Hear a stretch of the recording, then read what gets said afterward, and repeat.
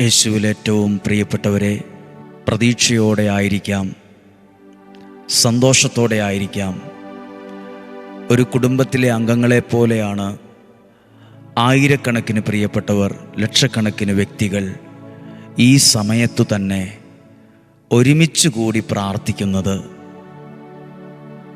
എണ്ണി എണ്ണി പറയാൻ ദൈവത്തിൻ്റെ അനുഗ്രഹങ്ങൾ നിങ്ങളുടെ ജീവിതത്തിൽ സംഭവിക്കും.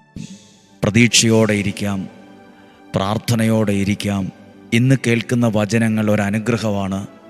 പ്രത്യേകിച്ച് നമ്മുടെ കുടുംബത്തെയെല്ലാം മുന്നിൽ കണ്ടുകൊണ്ടാണ് പ്രാർത്ഥിക്കുന്നത്. ഈ വർഷത്തിൻ്റെ അവസാന മാസമാണ്, ഡിസംബർ മാസം. ക്രിസ്മസിനായി ഒരുങ്ങുവാണ്. പ്രിയപ്പെട്ടവരെ, ദൈവത്തിൻ്റെ വചനം കേൾക്കുമ്പോൾ ഇന്നലെ മിനിഞ്ഞാന്ന് വന്ന പത്രത്തിലെ വാർത്തകളല്ല പ്രസംഗിക്കുന്നത്. ആകാശം മാറിയാലും ഭൂമി മാറിയാലും മാറാത്ത, ഇന്നും ജീവിക്കുന്ന സർവശക്തൻ്റെ വാക്കുകളാണ്, വചനങ്ങളാണ് നിങ്ങളുടെ മുമ്പിൽ ഓരോ ദിവസവും കൊണ്ടുവരുന്നത്. പത്രവാർത്തയിലെ വിശേഷങ്ങളല്ല, സുവിശേഷമാണ്, ദൈവവചനമാണ്. അത് നല്ല വാർത്തകൾ പറയാൻ കാരണമാകും, നല്ല വിശേഷത്തിനത് കാരണമാകും. ഡെയിലി ബ്ലെസ്സിങ് എന്ന ശുശ്രൂഷ അനേകർക്ക് നല്ല വിശേഷങ്ങൾ പറയാൻ, ഒത്തിരി സാക്ഷ്യങ്ങൾ പറയാൻ പരിശുദ്ധാത്മാവ് ഇടവരുത്തിയിട്ടുണ്ട്. പ്രാർത്ഥിക്കട്ടെ. കർത്താവേ, അങ്ങയുടെ വചനം കേട്ടുകൊണ്ടിരിക്കുന്ന പ്രിയപ്പെട്ട മാതാവിനെ, പിതാവിനെ, സഹോദരനെ, സഹോദരിയെ, കുഞ്ഞുങ്ങളെ ഒക്കെ ഓർത്ത് പ്രാർത്ഥിക്കുന്നു. ഞങ്ങൾ നിങ്ങളെ ദൈവനാമത്തിൽ, ദൈവവചനത്തിൽ മനസ്സുകൊണ്ട് അനുഗ്രഹിച്ച് പ്രാർത്ഥിക്കുവാണ്. നിങ്ങളുടെ കുടുംബത്തിൽ അത് ദൈവാനുഗ്രഹമായി മാറട്ടെ. സങ്കീർത്തന പുസ്തകം 147 അധ്യായം 12 വാക്യം ഒന്ന് വായിക്കുകയാണ്. സങ്കീർത്തനം 147 അധ്യായം 12 വാക്യം. ജെറുസലേമേ, കർത്താവിനെ സ്തുതിക്കുക, സിയോനെ, നിന്റെ ദൈവത്തെ പുകഴ്ത്തുക. ജെറുസലേമേ, കർത്താവിനെ സ്തുതിക്കുക, സിയോനെ, നിന്റെ ദൈവത്തെ പുകഴ്ത്തുക. ദൈവത്തെ ആരാധിക്കണം, ദൈവത്തെ സ്തുതിക്കണം, ദൈവവചനം കേൾക്കണം, ദൈവവചനം ധ്യാനിക്കണം. അങ്ങനെ ചെയ്യുമ്പോൾ നമ്മൾ പറയും, അതിലൊക്കെ എന്താ കാര്യമുള്ളത്, അതിലൊക്കെ എന്ത് ഗുണമാണുള്ളത്? അങ്ങനെ ചിന്തിക്കുന്നുണ്ടോ? എന്നാൽ അതിൻ്റെ താഴത്തെ ഭാഗം ഒന്ന് വായിച്ച് അങ്ങനെയൊക്കെ പ്രാർത്ഥിക്കാൻ തുടങ്ങിയാൽ അതിൻ്റെ അനുഗ്രഹം ഭവനത്തിനകത്തുണ്ടാകും. 13 വാക്യം. ദൈവത്തെ ആരാധിക്കുമ്പോൾ, ദൈവത്തെ സ്തുതിക്കുമ്പോൾ, ദൈവവചനം കേൾക്കുമ്പോൾ, ആ വചനം സ്വീകരിക്കുമ്പോൾ നിന്റെ കവാടങ്ങളുടെ ഓടാമ്പലുകൾ അവിടുന്ന് ബലപ്പെടുത്തും. ഓടാമ്പൽ, നമ്മൾ ഡോറൊക്കെ അടച്ച് ഓടാമ്പലിട്ടാണ് അത് പൂട്ടുന്നത്.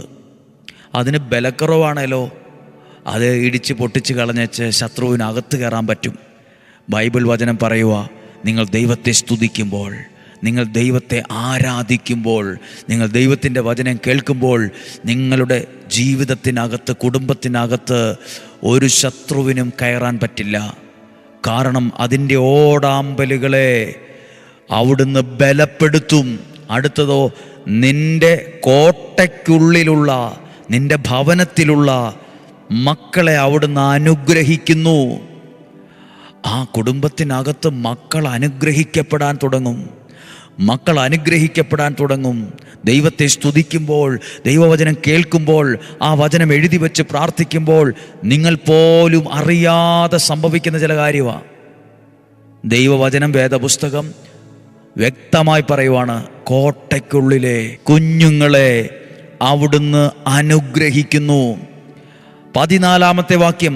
അവിടുന്ന് നിന്റെ അതിർത്തികളിൽ കുടുംബത്തിൻ്റെ, ആ വീടിരിക്കുന്ന സ്ഥലത്തിൻ്റെ 4 അതിരുകളിൽ സമാധാനം സ്ഥാപിക്കുന്നു.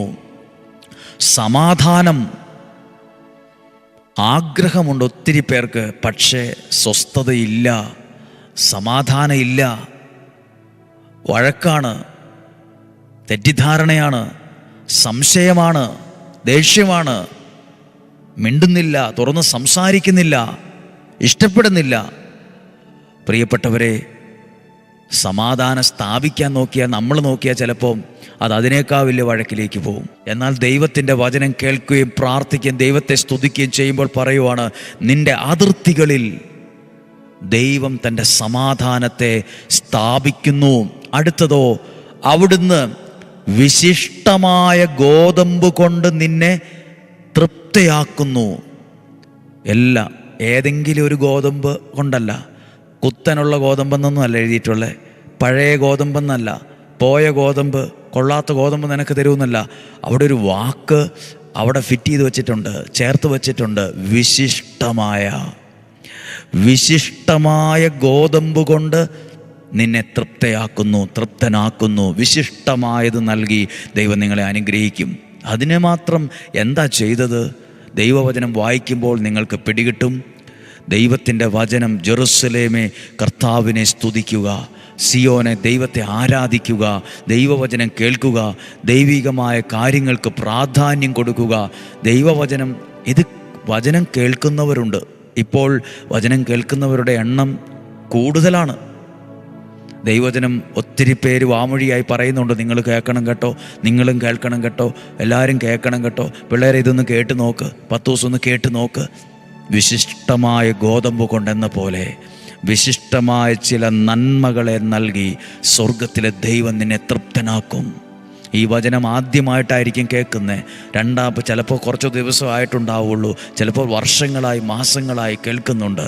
ചിലപ്പോൾ നിങ്ങൾക്കൊരു വിഷമം ഉണ്ടാകാം, ഇങ്ങനെ പ്രാർത്ഥിച്ചിട്ടൊന്നും കിട്ടിയില്ലല്ലോ. പ്രിയപ്പെട്ടവരെ, നമ്മൾ ചില വിതകൾ നടത്തുകയാണ്, ചില നടുകയാണ്. നടുന്നതിൻ്റെ നാളെ തന്നെ ഫലം പറിക്കാൻ ഒക്കത്തില്ല, ഇച്ചിരി സമയം എടുക്കും. ചിലപ്പോൾ ചില നന്മകൾ നിങ്ങളുടെ ജീവിതത്തിൽ വരാതിരിക്കത്തില്ല. വിതച്ചാൽ കൊയ്യും, വിതയ്ക്കുന്നവന് കൊയ്യാൻ പറ്റും. കണ്ണുനീരോടെ വിതയ്ക്കുന്നവൻ ആനന്ദത്തോടെ കൊയ്യും. ഈ വചനം മാത്രം ഒന്ന് ശ്രദ്ധിച്ചു വായിച്ച് ദൈവത്തെ സ്തുതിക്ക്, ദൈവത്തെ ആരാധിക്ക്. അതുകൊണ്ട് എന്താ ഗുണം? കോട്ടയ്ക്കുള്ളിലെ മക്കളെ ദൈവം അനുഗ്രഹിക്കാൻ തുടങ്ങും. നിങ്ങളുടെ കുഞ്ഞുങ്ങളെ ദൈവം അനുഗ്രഹിക്കാൻ തുടങ്ങും. നിങ്ങളുടെ കുഞ്ഞുങ്ങളെ ദൈവം ഏറ്റെടുക്കാൻ തുടങ്ങും. പ്രിയപ്പെട്ടവരെ, ഇതൊക്കെ പറയുമ്പോൾ ജനുവരി മാസം ആദ്യത്തെ 4-5 ദിവസം കഴിയുമ്പോൾ മുതൽ SLC, +1, +2 എന്നിങ്ങനെ വിവിധ തലങ്ങളിലുള്ള പരീക്ഷയ്ക്ക് ഒരുങ്ങുന്ന ഓരോ കുഞ്ഞുങ്ങൾക്ക് വേണ്ടി 1 മാസം പ്രാർത്ഥിക്കുന്നുണ്ട്. 1 മാസം എല്ലാ കുഞ്ഞുങ്ങളുടെ പരീക്ഷകളൊക്കെ വരാൻ പോവുകയാണ്. വിവിധ പരീക്ഷകൾ, വലിയ വ്യത്യസ്തമായ പരീക്ഷകളുണ്ട്, എൻജിനീയറിംഗ് പരീക്ഷകൾ, ഇൻ്റർവ്യൂ ഒക്കെ. അതിനുവേണ്ടി 1 മാസം പ്രാർത്ഥിക്കുന്നുണ്ട്. കുഞ്ഞുങ്ങളുടെ കാര്യങ്ങളൊക്കെ ഭംഗിയാകണം. നിങ്ങളുടെ കോട്ടയ്ക്കുള്ളിലെ മക്കളെ ദൈവം അനുഗ്രഹിക്കും. വിശിഷ്ടമായ ഗോതമ്പ് കണ്ടെന്ന പോലെ നിങ്ങളെ തൃപ്തരാക്കും. ഈ അനുഗ്രഹ ധ്യാന കേന്ദ്രത്തിലെ ശുശ്രൂഷകൾ സാക്ഷ്യം പറയുമ്പോൾ ആളുകൾ പറയുന്നത് അങ്ങനെയാണ്. പ്രാർത്ഥന കഴിയുമ്പോൾ ഇതുപോലെ ദൈവം അനുഗ്രഹിക്കുന്ന അനുഭവങ്ങൾ. പ്രാർത്ഥിക്കട്ടെ. കർത്താവ്, ഞങ്ങളുടെ വചനം കേട്ട ഈ വ്യക്തിയെ ഇന്ന് കേട്ട വചനത്തിലൂടെ അങ്ങ് സമർത്ഥമായിട്ട് അനുഗ്രഹിക്കണമേ. ഈ വചനത്തിലൂടെ ഈ കുടുംബത്തിൻ്റെ മേൽ ദൈവിക വിടുതലുകൾ ഉണ്ടാകണമേ. ഒരു ദോഷവും വരാതെ കാത്തുകൊള്ളണമേ, ഒരു തിന്മയും വരാതെ കാത്തുകൊള്ളണമേ, ഒരനർത്ഥവും വരാതെ കാത്തുകൊള്ളണമേ. കർത്താവെ, അങ്ങയുടെ നാമത്തിൽ ഈ കേൾക്കുന്ന വചനം കേട്ട, ഇത് അയച്ചു കൊടുക്കുന്ന, സ്റ്റാറ്റസ് ഇടുന്ന സകലരെയും, ഈ ശുശ്രൂഷയുടെ ഭാഗമായ ഒരു കുടുംബം പോലെ ആയിരിക്കുന്ന സകലരെയും അനുഗ്രഹിച്ച് പ്രാർത്ഥിക്കുന്നു. നമ്മുടെ കർത്താവ് ഈശോ മിശിഹായുടെ കൃപയും പിതാവായ ദൈവത്തിൻ്റെ സ്നേഹവും പരിശുദ്ധാത്മാവിൻ്റെ സഹവാസവും നിങ്ങളോടുകൂടെ ഉണ്ടായിരിക്കട്ടെ. നിങ്ങളുടെ കുടുംബത്തിൽ, നിങ്ങളുടെ യാത്രകളിൽ, അധ്വാനങ്ങളിൽ ഉണ്ടായിരിക്കട്ടെ.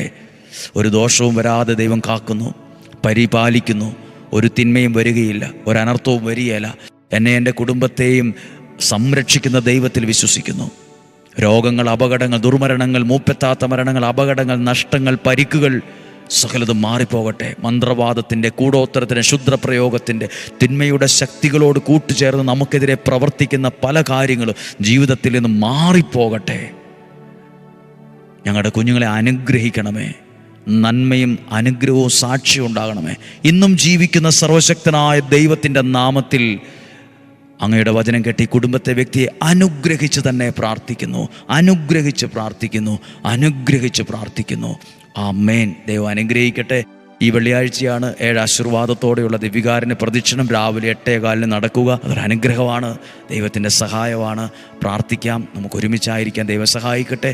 സാധ്യമായവർക്കും അയച്ചു കൊടുക്കുക. നാളെയും 5:30 തന്നെ ഒരുമിച്ച്, സാധ്യമായവരൊക്കെ ഒരുമിച്ച് വരണം കേട്ടോ. സാധ്യമായവരൊക്കെ ഒരുമിച്ച് 5:30 തന്നെ ഒന്ന് ഒരുമിച്ച് കേൾക്കാം. നാളെ കാണുന്നത് വരെ സ്വർഗത്തിലെ ദൈവം എന്നെയും നിങ്ങളെയും സൂക്ഷിക്കട്ടെ. ആമേൻ.